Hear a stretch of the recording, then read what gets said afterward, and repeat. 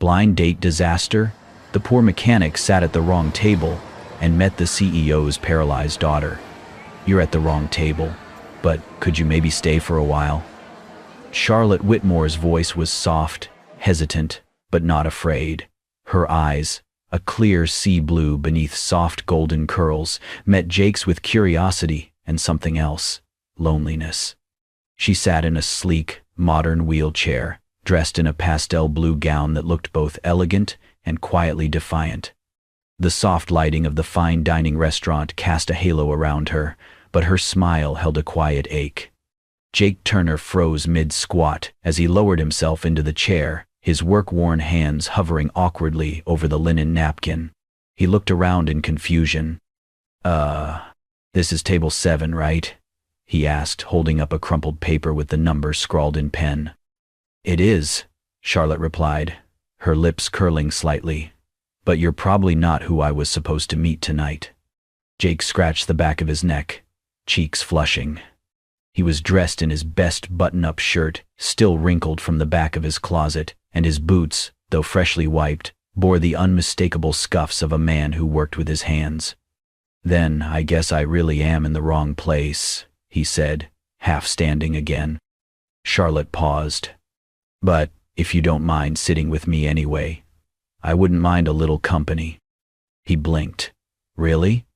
I mean, it's already awkward," she added with a dry smile. "Might as well embrace it." Jake sat down. And just like that, two strangers, both at the wrong table, began a conversation that would change everything. What neither of them knew was that fate, or a very convenient mix-up, had brought them together. Charlotte had arrived at the upscale restaurant that night for a blind date, set up through a discreet, no-profile photo dating app. After years of hiding behind headlines, expectations, and her wheelchair, she'd hoped this anonymous approach might finally let her meet someone who saw her, not her status or her disability. Her match, a man named Daniel G., was supposed to meet her at table 7. Jake, on the other hand, had never used a dating app in his life. His best friend, Marcus, had signed him up as a joke, filled in a fake profile, and even secured a dinner reservation using a promotional voucher he won from a radio contest. The plan was simple. Jake shows up, has a free steak, maybe meets someone interesting. What Marcus forgot to mention was that he'd accidentally, or intentionally, put Jake down for table 7. So when Jake arrived, scanned the room, and saw a beautiful woman sitting alone at the only open table labeled 7, he assumed the universe was being kinder than usual. And Charlotte, expecting a stranger anyway, thought perhaps her date had simply arrived unannounced. Neither of them suspected the truth. They talked, not about wealth, not about jobs, not about chairs or expectations. Jake told her about grilled cheese sandwiches and old rock music. Charlotte shared her love for thunderstorms and vintage film cameras. They joked about the tiny forks on the table and how neither of them knew what to do with them. Jake didn't ask about the wheelchair. Charlotte didn't mention her last name. For a while it felt like the world had melted away. Until it didn't. The real Daniel appeared 25 minutes later. Tall, overdressed, and oozing entitlement, he stormed over to the table and froze when he saw Charlotte. His face twisted. "Wait, you're in a wheelchair? This is a joke, right?" The restaurant fell into a sudden hush. Chairs scraped as patrons turned to stare. Even the clink of silverware paused mid-air. Charlotte's face drained of color. Her hands stiffened around her water glass. Jake slowly stood. He turned toward the man, voice calm but solid. "I'm the one sitting with her. Who are you?" Daniel sneered. "I'm her date." Jake took a step forward, placing himself directly between Charlotte and the man. "Not anymore." The silence deepened. Daniel scoffed, muttered something under his breath, and stormed out, leaving tension in his wake. Jake turned back to Charlotte, his expression softening. "You okay?" She nodded, barely. "You didn't have to do that," she whispered. Jake shrugged. "Yeah, I did. He pulled out her chair gently and asked, "Do you want to get out of here?" Charlotte hesitated only a second, then nodded. Yes, very much. And as they left the restaurant, both still unaware they weren't meant to meet that night, something unspoken settled between them. The date might have been a mistake, but the connection? That felt real. Charlotte maneuvered her wheelchair away from the table, her fingers trembling slightly on the wheels. Jake followed a step behind, glancing back once at the empty chair where Daniel had stood moments earlier. Outside, the night air was cooler, calmer. The buzz of the restaurant faded behind them as they made their way down a narrow tree-lined path that opened up into a small city park lit by soft golden lamps. "I'm sorry," Jake said, his voice low. "I didn't mean to crash your night. I thought I was supposed to be at that table." Charlotte stopped by a bench and turned toward him. "You weren't supposed to be. But maybe. I'm glad you were." Jake smiled, rubbing the back of his neck awkwardly. "If you still want someone to eat with, I mean, I know a food truck not far from here. Grilled cheese and tomato soup. Nothing fancy. But the guy remembers your name after one order." Charlotte tilted her head. "Grilled cheese sounds perfect." They walked. She wheeled. He paced beside her. When they reached the truck, Jake ordered, adding, "Extra crispy edges. Trust me." They took their food to the park bench, steam rising from the paper cups. Charlotte sipped her soup. "So, what's your story, Mr. Mechanic?" Jake laughed. "You already figured me out?" "You smell like engine grease and kindness," she teased. "I'm a fast learner." He looked down at his sandwich, then back up at her. "Well, my dad passed when I was 10.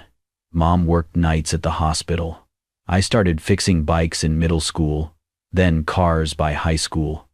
Never had much, but my little sister? She just graduated college. Full ride. That's what mattered." Charlotte's expression softened. "You raised her?" He nodded. "Best thing I ever did." She leaned back in her chair. "That's beautiful." Jake looked at her gently. "What about you?" Charlotte hesitated. Her fingers curled slightly around the cup in her lap. 3 years ago. Car accident. It was raining. I was driving. Lost control. Jake waited. Silent. "My lower spine was crushed. Doctors said I was lucky to live. Some days I'm not sure if that's true." Jake's eyes met hers, unwavering. "I think it is." She looked away for a moment, blinking. "Tonight was my first date since. I guess I thought if I hid everything, maybe someone could see me before they saw the chair." "I saw you," Jake said softly. She turned back toward him, surprised. "You were wearing a blue dress, hair like sunshine, telling a stranger about olives.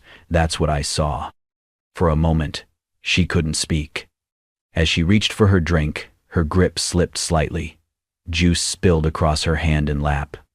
"Oh," she gasped, instinctively pulling back. Without hesitation, Jake reached into his jacket pocket, pulled out a clean handkerchief, slightly faded but neatly folded, and gently dabbed at her fingers. "It's okay. I've got it," he murmured, his hands careful, respectful. Charlotte's breath caught. He wasn't flustered, he wasn't overreacting, he just helped. Jake glanced up at her, his voice steady. "I wiped your hand because it's beautiful, not because I feel sorry for you." She froze. Something cracked, quietly, in her chest. Then, slowly, her lips curled into a smile. Not polite, not guarded, real.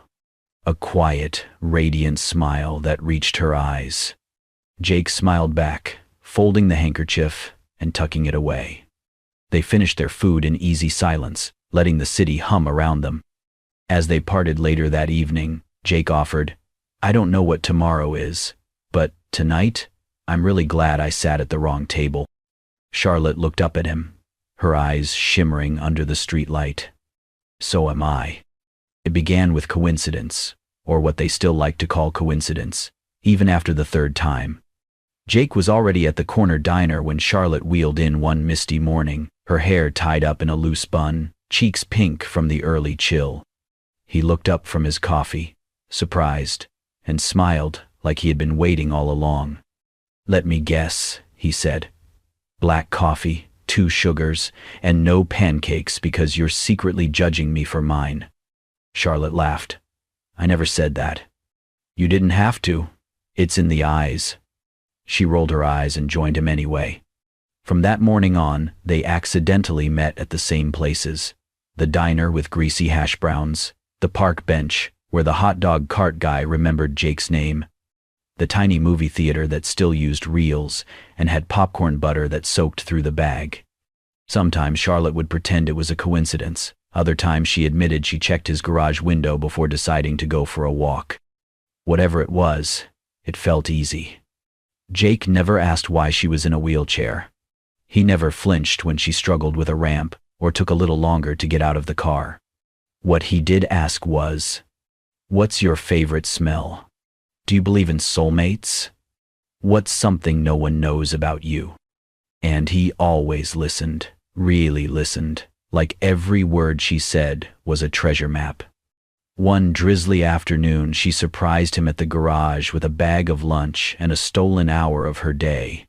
He was changing a tire in the rain, sleeves rolled up, hair soaked, his voice singing along to some old country tune under his breath. She watched from the car for a minute before getting out. He looked up and grinned. "You brought food. I may love you." She smirked. "It's just grilled cheese." "It's the gesture that counts." They sat under the garage awning, rain pattering on the tin roof, biting into their sandwiches and wiping their hands on napkins that didn't do much. Jake pulled off his gloves and leaned back. "You know, when I was a kid, I wanted to be an artist." Charlotte raised an eyebrow. "Really?" "Yeah. I used to sketch everything. Cars, trees, birds, even cereal boxes. Once I tried to draw my sister while she was crying, and she didn't talk to me for 3 days. She laughed. "Why'd you stop?" Jake's smile faded a little. "We couldn't afford the supplies. My mom was working nights, and I had to help out more. Eventually, I traded pencils for socket wrenches, kept the lights on, but the dreams kind of dimmed." Charlotte was quiet for a moment, then reached into her tote bag. She pulled out a small sketchbook and flipped to a page. It was him. Jake, crouched next to a car, rain pouring over him, muscles tense, expression focused. The light caught on his soaked hair, the strength in his arms, and something soft in the way he worked. "You drew this?" he asked, stunned. She nodded. "I had to. You looked like yourself." Jake stared at the drawing, speechless. "No one's ever drawn me before," he finally said. She shrugged, but her cheeks flushed. "I just wanted you to see how I see you." That night, Charlotte returned home later than usual. Her hands were cold, her body tired, but her heart was wide awake. When she opened her purse to put away her sketchbook, she found a small folded square of paper tucked between the pages. It was a note, written in Jake's handwriting, firm, a little uneven, but unmistakably his. She unfolded it slowly, her breath catching as she read. "I'd choose your smile over 1,000 steps." Charlotte sat in stunned silence. Then, without meaning to, she began to cry. Not from sadness, but from the kind of deep, overwhelming gratitude that fills your lungs like wind and breaks you open in the most beautiful way. No one had ever said anything like that to her. No one had ever seen past the chair, the whispers, the walls. But Jake had. And somehow, in the smallest, simplest note, he had given her something no one else had. The photo was grainy, but the headline was sharp enough to cut through steel. "Heiress caught slumming. Billionaire's daughter seen canoodling with grease monkey mechanic." Charlotte stared at the tabloid on her tablet. The image showed her laughing beside Jake outside his garage, his hand gently resting on the back of her wheelchair. The caption beneath it read, "Love or lust for fortune." Her stomach twisted. She hadn't seen the flash, hadn't noticed the shadow behind the dumpster. But now, it was everywhere. News feeds, gossip blogs, whispers behind designer coffee cups. When she stepped into her father's office, the air felt cold, despite the polished oak and warm lighting. William Whitmore didn't look up from the paper. "Close the door," he said curtly. Charlotte obeyed.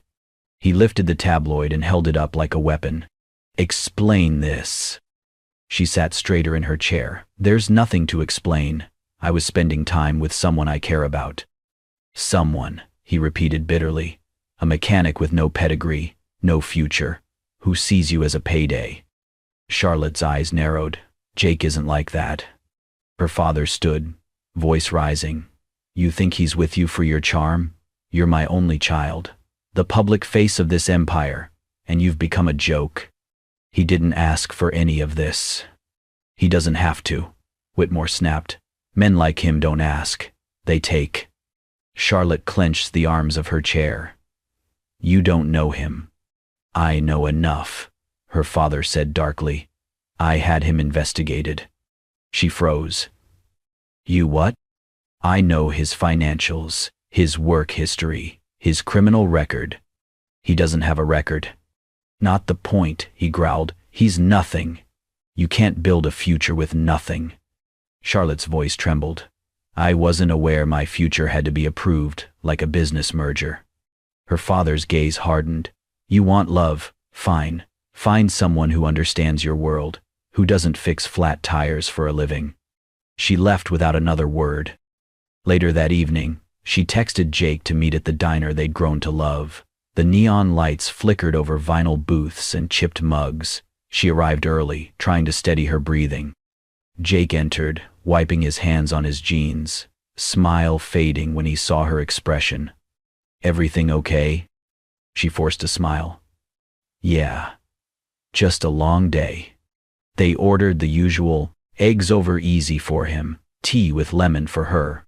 Jake noticed her silence. "You're quieter than usual."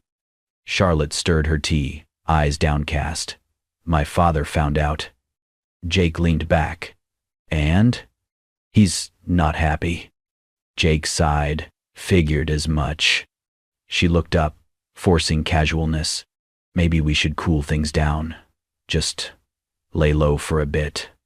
Jake's brows furrowed. "Cool things down? Why? Did I do something wrong?" "No," she said too quickly. "It's just complicated." Jake studied her, reading every flicker of hesitation. Then, softly, "I don't need your father's approval, or his money. I don't care about being accepted into any boardroom. I just need to know you're still you." She didn't answer. He leaned forward. "Charlotte, I don't care if the world thinks I'm nobody. I just need to know the person I'm sitting across from is still the girl who smiled at grilled cheese and sketched me like I mattered." She blinked fast, swallowing hard. But her silence spoke louder than tears. Jake leaned back, the hurt in his eyes barely hidden. "Right." He stood slowly, placing enough cash to cover both meals on the table. Charlotte opened her mouth, but stopped. He looked at her one last time. "I don't need a title, Charlotte. I just need you to still be you." And then he turned. She didn't stop him. Instead, she wheeled herself out the back entrance, into the night, where no one could see her heart breaking. Jake knew they were watching him. It started subtly. Unfamiliar cars parked across from the garage, strangers pretending to ask for oil changes, a man in a suit lingering near the shop entrance, pretending to check his phone. Then came the visit. A black sedan pulled up after closing. The man who stepped out wasn't large, but carried the weight of authority like a badge. Crisp suit, cold eyes. "I represent Mr. Whitmore," he said smoothly, without offering a hand. Jake folded his arms. "Of course you do. You've become an inconvenience." Jake said nothing. The man took a step closer. "Let me be blunt. Walk away, quietly. No more dinners, no more text messages, no more contact with Miss Whitmore." Jake's jaw clenched. "Or what?" The man smiled, almost kindly. You know how fragile your license is. A small report here, a complaint there. Things happen. Inspections fail. Loans disappear. He slipped a card onto Jake's workbench. Be smart. Then he left. Jake stood there long after the taillights vanished. His hands trembled, not from fear, but from rage, helplessness, and love. He stared at his phone. One missed call from Charlotte. He didn't call back. He couldn't. For her sake. Charlotte stared at her phone like it had betrayed her. 16 missed calls. 17. 23. All unanswered. The last time they'd spoken was at the diner. Since then, silence. She texted, "Are you okay?" Nothing. "Please talk to me." Nothing. "Jake, I'm sorry. I didn't mean to push you away." Nothing. She started calling every night, let it ring to voicemail, left messages. Her voice broke in the third one. She stopped trying after the seventh. But every morning, her first thought was still the same. Call him. Just try again. One night, after a week of silence, she found a small envelope in her apartment mailbox. No name, just her address written in careful print. She tore it open with shaking fingers. Inside was a single folded piece of paper, and his handwriting, so familiar it hurt. "I can't walk beside you, Charlotte, but I'll always be just behind you, like a shadow that keeps you standing. This is not goodbye. It's just me, keeping you safe. Jake." Her breath caught. She read it again. And again. Then the paper slipped from her hand. "No?" Her scream echoed off the walls. She wheeled backward, knocking over the small table in her hallway. Her sketchpad scattered, pencils clattered across the floor. She slammed her fists into the arms of her chair, eyes blazing with tears. "Why?" she cried. "Why are you doing this?" She pushed herself toward the door, flung it open, rolled into the empty hallway, and shouted down the silence. "I don't want to be protected. I want you." No answer. Only the faint hum of a vending machine and the sharp sobs breaking from her chest. She wheeled back into her apartment and slammed the door shut. Then, she did the only thing she hadn't done since the accident. She let herself fall apart. The rain came without warning. Thick, heavy drops soaked Charlotte's dress as she wheeled herself down the street, her hair clinging to her cheeks, her breath short, fast. She didn't care. She didn't tell anyone where she was going. She just went. The bridge wasn't far, but every inch of the way felt heavier than it should. Her arms ached, her fingers numb, but she kept pushing. Because the memory was stronger than the storm. It was her favorite place as a child, the old pedestrian bridge over the river. Her mother used to bring her there on warm evenings. They'd count the boats and throw breadcrumbs to the ducks. It was where her mother had once said, "You'll walk across this bridge on your own one day." That dream died the night of the accident. And now, all she wanted was to reach it, alone. One last time. Charlotte turned onto the ramp, wheels squeaking against the soaked pavement. The rain poured harder, blurring the lights of the city behind her. Thunder rolled somewhere in the distance. She made it halfway across when the front wheel jolted. "Come on," she whispered. The wheel was stuck in a crack between boards. She rocked the chair gently, trying to dislodge it, but it didn't budge. Another tug. Nothing. And then, headlights. From the far side of the bridge, a delivery truck appeared, moving faster than it should in the downpour. Charlotte waved frantically, screaming, "Stop!"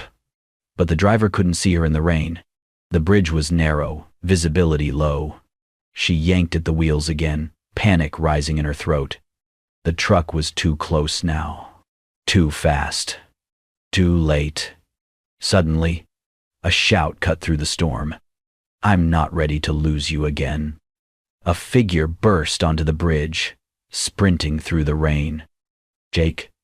His boots slammed against the wet wood, slipping once, catching himself, eyes locked on hers. Charlotte's lips trembled. Jake. In one motion, he reached her, grabbed the handles of her chair, and yanked with all his strength. The wheel tore loose. He spun the chair out of the truck's path, just as it screamed past, horn blaring. They tumbled to the side, crashing onto the walkway. Jake's arms wrapped around her as they fell, shielding her body with his. The truck vanished into the rain. For a moment, there was only the sound of thunder, her heartbeat, and his breath against her ear. Charlotte clung to him, sobbing uncontrollably. Her fists gripped his soaked jacket. I thought, she choked. I thought you were gone for good. Jake cupped her face, rain running down his fingers like tears. I tried to be. I thought staying away would protect you. Her eyes searched his, desperate, raw. I don't need protection, she whispered. I need you. Jake closed his eyes. I couldn't stop thinking about you. Every second, every breath. Charlotte leaned forward, resting her forehead against his. Then don't leave again. I won't. They stayed like that for a long moment, rain falling around them like a curtain, shielding them from the world. Two broken hearts, stitched together by a single, impossible moment. Jake tightened his arms around her. I love you, Charlotte. She looked up at him. I love you too. They kissed, slowly, deeply, rain mingling with tears, pain fading into warmth. And somewhere, deep in her chest, the weight began to lift. The Whitmore estate was quiet when Charlotte returned. The rain from the night before had passed, leaving the garden glistening under pale morning sunlight. She rolled through the marble entryway, her wheels echoing softly against the tiles, past portraits of her ancestors, men in suits, women in pearls, none of them smiling. At the top of the stairs, her father's study door was open. He sat at his massive desk, scanning papers, as if the headlines about his daughter hadn't caused a corporate media storm just days ago. Charlotte entered, her hands calm but firm on the wheels. William Whitmore didn't look up. Did you enjoy your walk in the rain? He asked dryly. I came to talk, Charlotte said evenly. He finally glanced at her, eyes cold, jaw set. If it's about that mechanic again, then don't waste your breath. She met his gaze without flinching. Jake Turner is the man I love. His mouth twitched with disdain. A man with no pedigree, no class, no vision. You think that's love? You've been manipulated, Charlotte. No, she said, voice sharpening. I've been seen, heard, respected. Things I haven't felt in this house for years. William stood, walking around the desk, towering over her as if to intimidate, but she didn't shrink back. I've built everything you have, he said. The life you live, the name you carry, it was earned through sacrifice. I won't let you throw it away for someone who doesn't belong in our world. I don't want your world, Charlotte said, trembling with the force of truth. Not if it means choosing between you and my happiness. You'd leave the company? He asked, stunned. Charlotte nodded slowly. Yes, if you can't accept Jake, I will step away from Whitmore Properties. I won't live under your control anymore. The air went still. A door creaked open behind them. Jake stood in the doorway, his hands clean, shirt pressed, but his eyes betrayed the nerves beneath. Mr. Whitmore, he said, stepping inside, voice low but steady. William stared at him with contempt. You've got nerve. Jake nodded. Yes, sir, I do. He walked forward, stood beside Charlotte, then gave a respectful bow of his head. I'm not here to ask for your blessing, he began. I know you think I'm not enough for her, and maybe, in your world, I never will be. I don't have the right last name. I fix cars. I take night shifts. My hands are always dirty. He paused, glancing down at Charlotte with softness in his eyes. But I love your daughter with everything I have. I don't want her money. I don't need her name. I just want to stand beside her and give her the kind of life where she never feels small again. Charlotte blinked back tears. Jake turned back to her father. You can dig through my records, threaten my job, send people to tail me, but you can't scare me into leaving her. William's face darkened. You think that's courage? Jake met his gaze. No, that's love. There was a silence, heavy with pride, fury, and something unspoken. Charlotte reached for Jake's hand. You once told me to find someone who would fight for me. He just did. William looked between them, eyes sharp but unreadable. He didn't speak, didn't nod, didn't forgive. But he turned, slowly, and walked back behind his desk. That, somehow, said enough. Jake squeezed her hand, breath shaky but relieved. As they exited the study together, Charlotte whispered, You were perfect. Jake smiled slightly. I was terrified. She leaned into him. I've never been prouder of anything in my life. And for the first time since her mother's passing, Charlotte felt truly free, because she wasn't just choosing love. She was choosing herself. 6 months later, the backyard behind Jake's garage looked nothing like it had ever looked before. Where there were usually scattered tires, rusted tools, and old car parts, now stood folding chairs, strings of fairy lights, wild flowers in mason jars, and a makeshift altar crafted from salvaged wood and old metal Jake had polished himself. It was simple. It was imperfect, but it was theirs. The guests were a mix of worlds that never would have met before. Mechanics in rolled-up sleeves, friends from the neighborhood, a few of Charlotte's college classmates, and surprisingly, a handful of men and women in tailored suits from the Whitmore corporate office. But the only two people anyone was truly watching were standing at either end of the grassy aisle. Jake stood beneath the altar, fidgeting nervously, wearing a dark vest over a white shirt, his tie slightly crooked the way Charlotte always teased him about. And then the music began. Charlotte appeared from behind the garage, holding tightly onto a silver frame walker. Her dress was elegant but simple, white satin that shimmered like moonlight. Her golden hair was swept into a soft braid with loose curls framing her glowing face. The guests stood, gasping softly. Each step she took was slow, measured, and absolutely deliberate. One foot, then the other. She wasn't carried. She didn't roll. She walked. Jake's eyes filled instantly with tears. When she finally reached him, he took her hand like it was something precious, something never to be taken for granted. You walk to me, he whispered. Charlotte smiled, breathless and beaming. I told you I would. They stood before the officiant, under the sun, and surrounded by people who had doubted, disapproved, or simply hadn't understood. But none of it mattered anymore. Their vows were short, honest. Charlotte promised laughter and partnership, even on the days when the weight of healing felt too heavy. Jake promised safety, patience, and a hand that would never let go. I didn't fix your car, he said during his vows, voice cracking.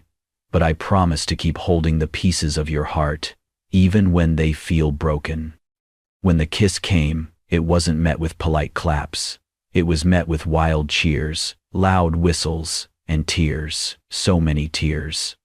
As the music resumed and the guests began to move toward the buffet tables, one man remained still. William Whitmore.